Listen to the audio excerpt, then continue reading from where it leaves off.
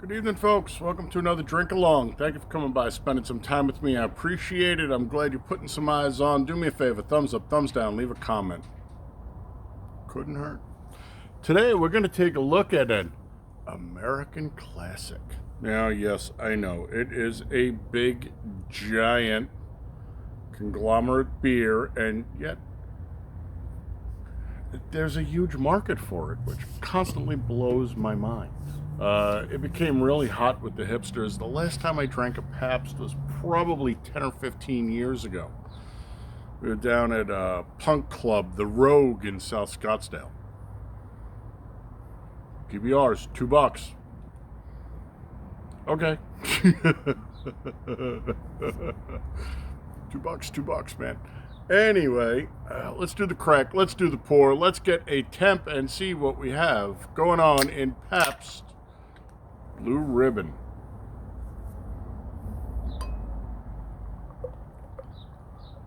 Well, without doing too much work, I'm pretty sure the SRM on this is going to be single digits and low.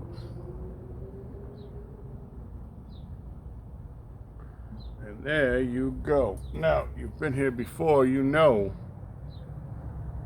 given my druthers, and yes, we did throw the glass in the freezer, I am a lager guy. I love a good lager.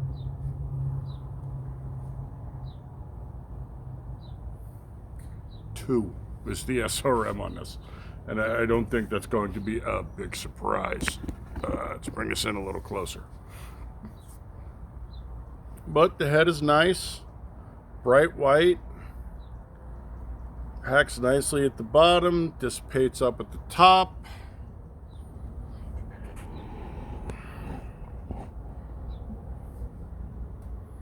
There you go, you can get a look at it, see what it looks like. I have no idea what you're looking at because I can't see the camera. There we go. Nice, smooth, creamy. So far, everything a really, really solid lager should be. She's pretty. It's crystal clear. The head is nice. But this beer's been around for, what they say, like 1885 or something. So, hell long time. Anyway, let's get that nose in there and see what's going on. And then we'll get a temp and see where we're going to go from there.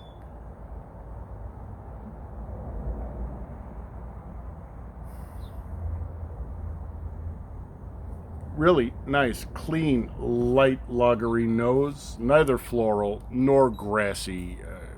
Theoretically, you could say vacant. But there is just enough pop in there to make it hop. We are using the old school thermometer, so remember, add 341. Not bad. I would have really liked it better at 38, but that's me.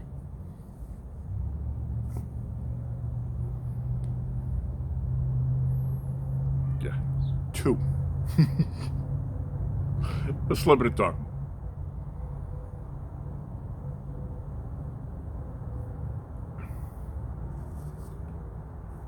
Nice, decent mouthfeel. Intradental soft palate, right into the back, right down the back of the throat. Smooth, clean. Surprisingly, not as crisp as I would have thought. And the reason I say that, as we let the beer warm up, we're looking at 4.7 for the ABV. We're looking at 10 for the IBUs, if there's even that many in there. There is no information on the interwebs for this. I just wanted the ingredients, and I got a bunch of homebrew recipes, but well, they're all using specialized stuff. So we're going to assume that this is just a base American lager in here, because again, giant global multinational, buy the cheapest ingredients, keep that profit margin as high as possible. They did tell us though that we are looking at barley and rice and hops, but they don't tell me what kind of hops. Okay, so there was one suggestion that when Frederick Pabst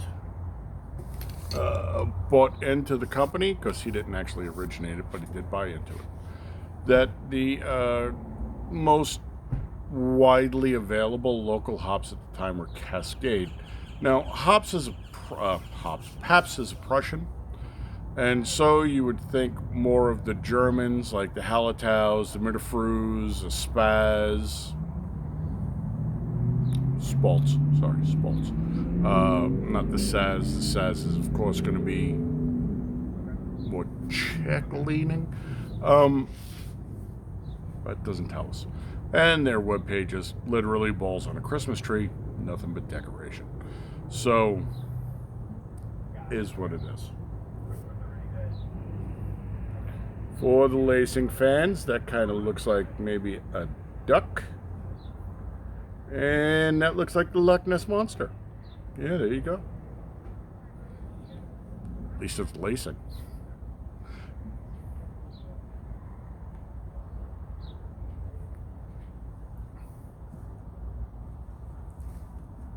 See, now here's my thing.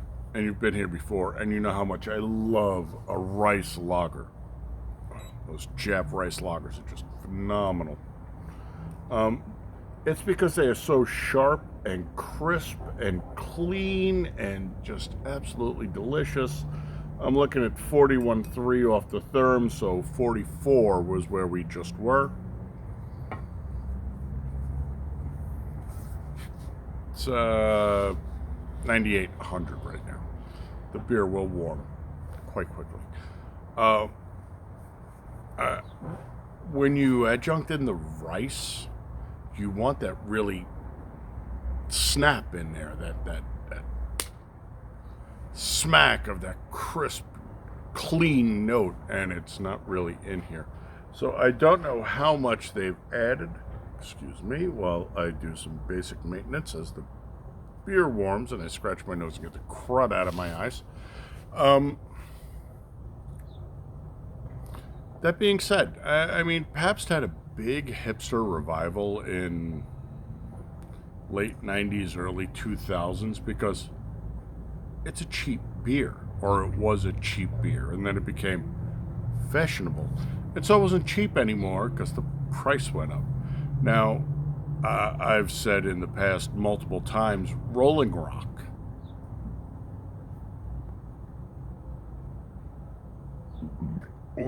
scusi, was one of my summer go-to beers because it's really light. It's thin, it's fast, there's not a whole lot going on there, and yet it's eminently drinkable, especially when it's super hot out and you're in the pool. Rolling Rock used to be a phenomenal beer.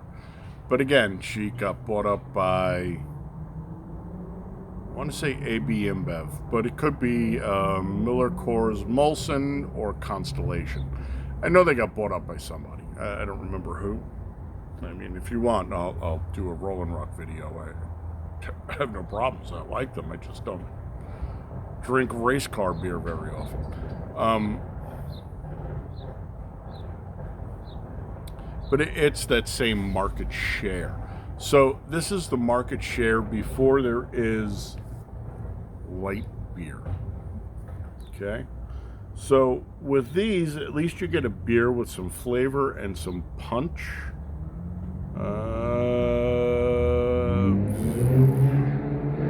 43. We're going to give her a couple of more degrees. At least 43 would be 46. We started at 41. Give her another degree or two.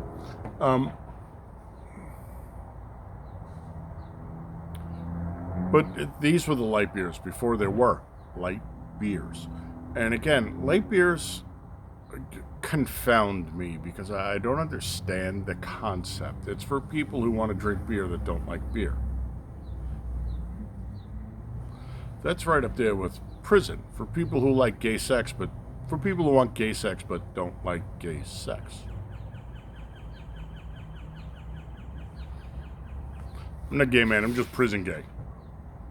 Oh, okay, because that makes a difference. That's kind of how I feel about light beer. I don't understand Well, I want low calories and I want low carb. Drink fucking liquor. Last time I checked, they still made whiskey, gin, vodka, tequila, a laundry list of others. Why would you not just drink those? You can cut them with club soda and throw some fruit in there, like club soda, simple syrup, and a lemon squeeze is a Tom Collins, if I remember correctly. Used to make them for my mom. She loved those, and whether it's like this, delicious and refreshing. And they got enough juice in and put a little kick in the engine. So, throwing it out there. All right, last temp check. Let's see what we got going on.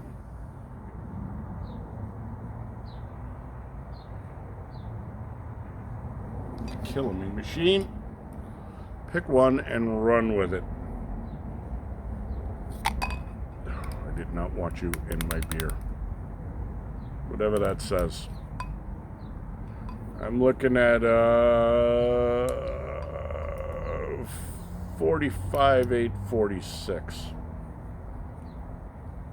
So we've let her warm up. That's going to put her around 49. Remember, there's a 3-degree difference on this temperature. We tested it because I'm science geeky that way. Let's see what we got.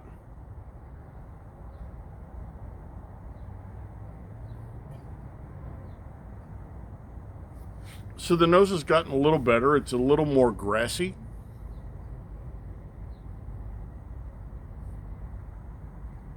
It's a hard note to define. It's odd blend and boring. It could be glassy. It could be grassy. It could be floral.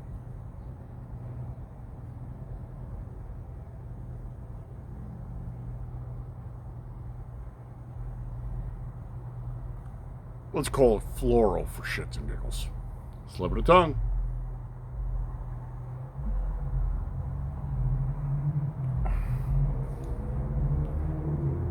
Mouthfeel has shifted a little bit. Soft palate, intradentals out into the bugles, right into the back of the throat. And now when she hits the back of the throat, instead of riding high, she rides low. And she hits in that lower note off the back of the tongue.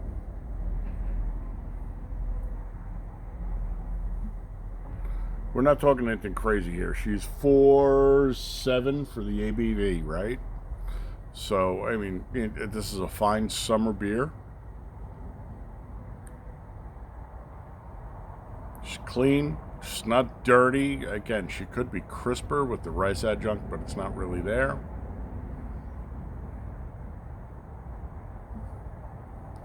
All in all, fine. I mean, for just a standard lager, which is, of course, probably the most popular beer in the world, unless you have a man bun twat knot and or whatever accoutrement and go with those. Yeah, no, she's okay. It's nothing great. It's nothing to write home about.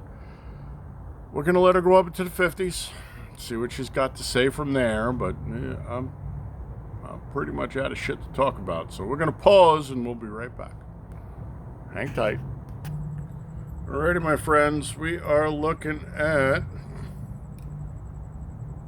52 and change, 53, which means she's up around 55, 56, which means she is out of the range I like to drink a lager in. But, as always, please feel free to do you as you see fit. Let's get the nose. She has opened up. She is much more floral. She knew when my dog was scratching herself like a lunatic. She's actually leaning towards that bubblegum note. I should go back and double check what bubblegum hops are. Although I doubt they're using them in here because they would be too expensive. They're specialty hops. Slip of the tongue.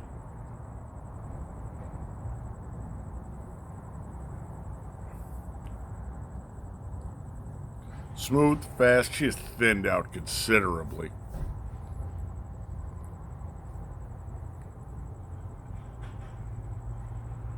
She's got manky too. This beer is too warm. Soft palate and out into the buccals, intradenals. The tongue involvement has dropped off to virtually nothing.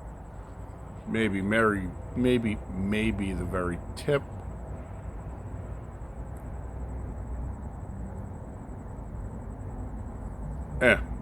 So, brass tacks. Would I buy this again? No. I bought them because they're screwy.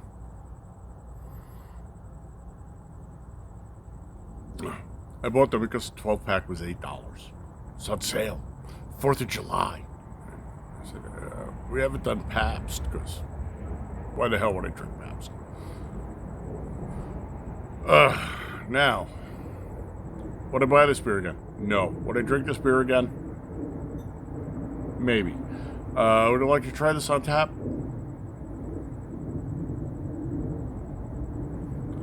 Sure. Why not? Trust me on this, though. If I tried this on tap, I would not be expecting a whole lot, but it is what it is. So, yeah, you got... Everybody gets a fair shake, right? Everybody gets a taste. Buy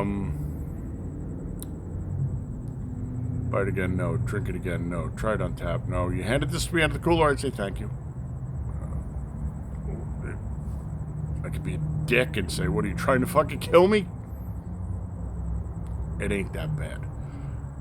Especially if it's really, really hot out and you do the cooler trick we've talked about before, where you salt the cooler. Ice, beer, water, brings the temperature down even further. If you were drinking this around 36, 38, 40, you would never know. That being said, is she good for the style? She's alright for the style.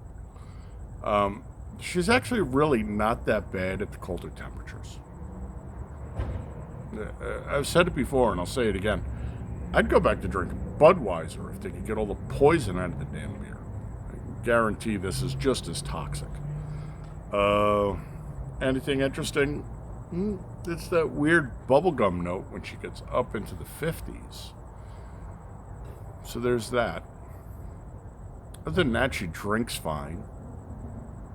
Fair representation of the style. Let's give her a 4.5. And remember, I am prejudiced. I really don't like these big, giant, multinational conglomerate beers that use the cheapest shit on the block and basically try and kill you. But we have had much worse than this. 4.5 seems fair. So, thanks for coming by. Put some eyeballs on. As always, you know I love you fuckers. You're all my people. I want you to be the big three. Happy, healthy, safe, honorable, dutiful, vigilant, gray man, heterosexual, hot and handy. Hot and handy comes with its own list of responsibilities that you are responsible for being compliant with, regardless of whether or not they're constitutional.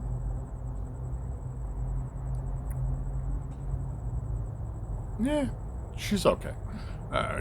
We've had worse. It's not a Yingling by any stretch of the imagination. I think Yingling is still owned by the family, but it's gotten pretty big too. So once they get too big, you gotta look at them with, kind of a cocked eye and see if really they're still holding it together. That's what I got for you. I will catch you, my friends, on the next one. Until then, and I will toast you with an absolutely shitty beer. Skal. It's not that shitty. It's 4.5. But I wouldn't make a habit of it. Skal.